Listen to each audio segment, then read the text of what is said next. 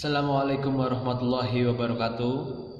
Anak-anakku yang hebat, pada hari ini kita akan mempelajari tema 6, panas dan perpindahannya, mata pelajaran IPA.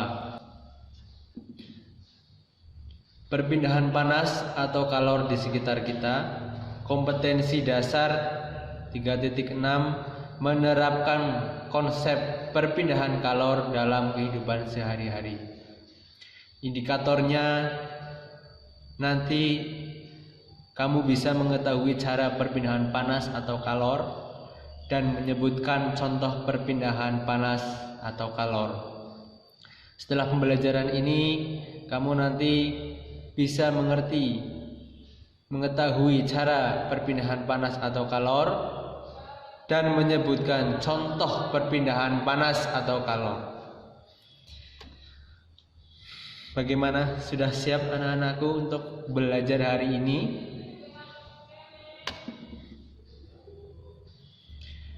Perpindahan panas atau kalor. Panas itu merupakan suatu bentuk energi, dan energi adalah merupakan suatu kemampuan untuk melakukan usaha. Panas atau kalor itu berpindah dari benda yang bersuhu tinggi ke benda yang bersuhu lebih rendah. Perpindahan panas itu melalui 3 cara. Jadi ada 3 cara perpindahan panas. Yang pertama yaitu konveksi, konduksi, dan radiasi. Jadi anak-anakku semuanya, kamu ingat-ingat ada 3 cara perpindahan panas. Yang pertama yaitu konveksi, 2 konduksi, 3 radiasi. Konveksi, kita bahas yang pertama, konveksi. Konveksi adalah perpindahan panas melalui zat perantara yang diikuti aliran zat perantaranya. Pergerakan air dalam panci saat dipanaskan. Air yang di dalam panci itu lama-kelamaan akan mendidih seluruhnya.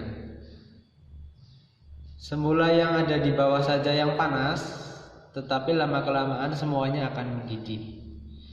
Itu contoh perpindahan panas cara konveksi. Contoh yang kedua itu peristiwa angin darat dan angin laut. Peristiwa angin darat dan angin laut itu contoh perpindahan panas dengan cara konveksi.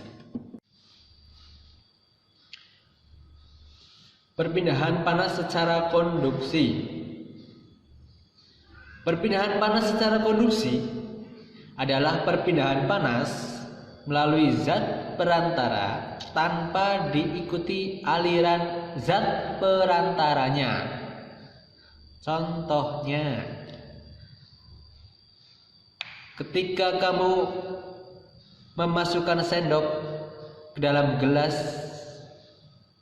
yang isinya air panas, nanti lama-kelamaan sendok yang kamu pegang itu akan terasa panas juga.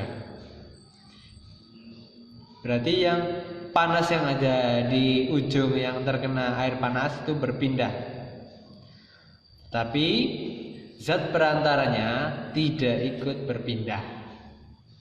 Itu yang disebut perpindahan panas melalui cara konduksi. Terus panci logam yang panas karena diletakkan di atas kompor yang berapi. Itu juga contoh perpindahan panas secara konduksi. Kemudian yang berikutnya, perpindahan panas secara radiasi, yaitu perpindahan panas tanpa melalui zat perantara. Contohnya, pancaran sinar matahari terasa hingga ke permukaan bumi. Kita terasa panas karena sinar matahari. Panas sinar matahari berpindah secara radiasi, tidak melalui perantara. Tubuh kita akan terasa hangat ketika dekat dengan perapian. Contohnya ketika lagi api unggun, ya, kemah yang dekat dengan api unggun itu akan terasa hangat. Itu juga contoh perpindahan panas secara radiasi tanpa perantara. Anak-anakku yang hebat, bagaimana, sudah jelas belum tentang perpindahan panas? Sudah ya? Untuk menguji kamu, Pak Guru perlihatkan gambar. Gambar ini tentang perpindahan panas secara konduksi, konveksi, dan radiasi.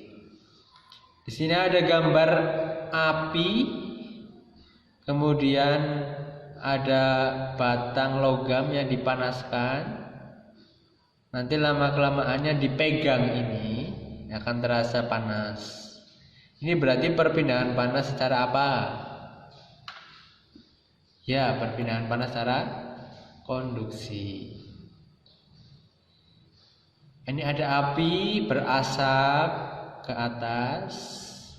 Tangan kamu ada di atasnya. Lama-kelamaan tangan kamu akan panas juga. Berarti ini contoh perpindahan panas secara konveksi.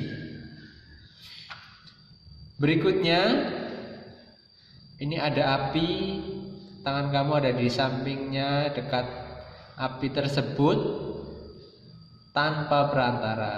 Berarti ini perpindahan panas secara radiasi. Begitu materi pada hari ini tentang perpindahan panas. Semoga anak-anakku semua bisa memahami 3 cara perpindahan panas tersebut dan contoh-contohnya.